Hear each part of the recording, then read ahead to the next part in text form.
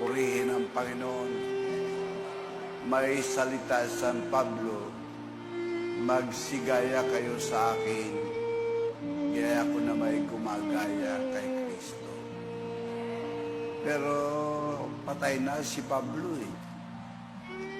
Ang buhay ay ang sugong apostol. At siguro maganda gayahin natin siya. Ano ang gagayahin natin sa Kanya? Ang Kanyang uri ng paglilingkod, Kanyang uri ng pagpapamilya, ang uri ng Kanyang paggawa.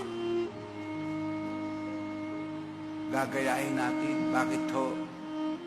Magandang gayahin yung mga taong matagumpay.